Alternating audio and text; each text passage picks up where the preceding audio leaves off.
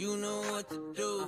It's time to put your phone down and raise your attitude. The God who made the birds, sea, sun, and the moon isn't somewhere far away. He is standing in the room. So let it scream, let it shout, let him know what you're about. Keep it moving and grooving. Don't leave a single doubt that today is the day that the Lord has created. Why would I sit around just waiting? Let's have a celebration. It's time to clap our hands and stomp our feet. Let's have a celebration. If you believe that Jesus set you free. Kayang-kayang gamitin ng Panginoon ang digital world to bring revival to the world.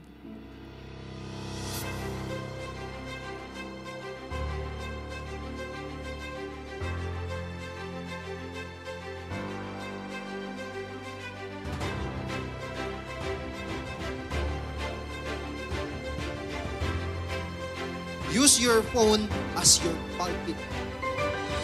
Sa pag-preach, hindi mo kailangan ng microphone, hindi mo kailangan ng stage. Yung phone mo, gamitin mo yan para makapag-preach ng gospel.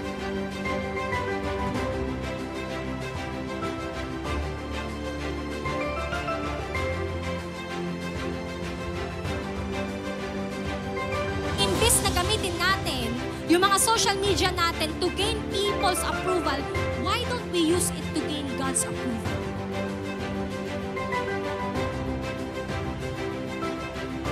This is a reminder for us to use your online platform responsibly. Huwag natin kakalimutan na kahit sa online world, tayo po ay mga Kristiyano.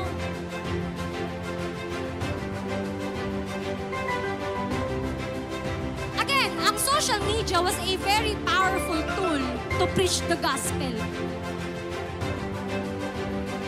Gumawa tayo ng content na nare-reflect pa rin si Jesus sa buhay natin.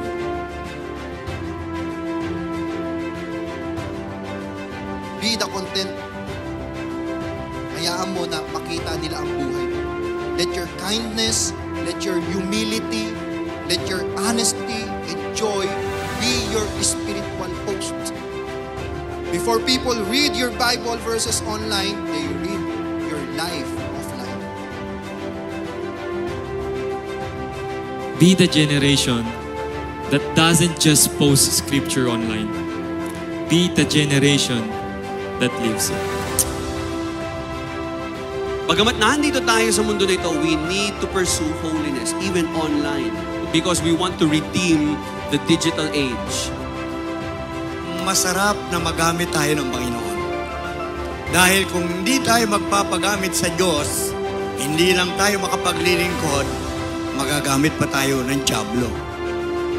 So mga kabataan, ito ay wake-up call and eye-opener.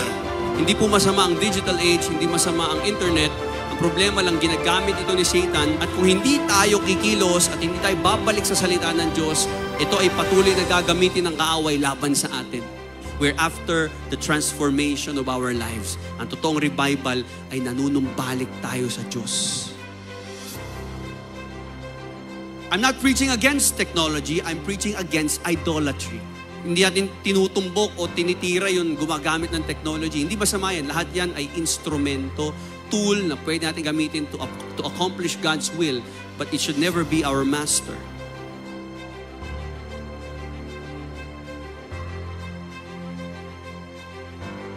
Sobrang powerful ng social media. And when you realize it, gagamitin nyo na yan for the glory of God.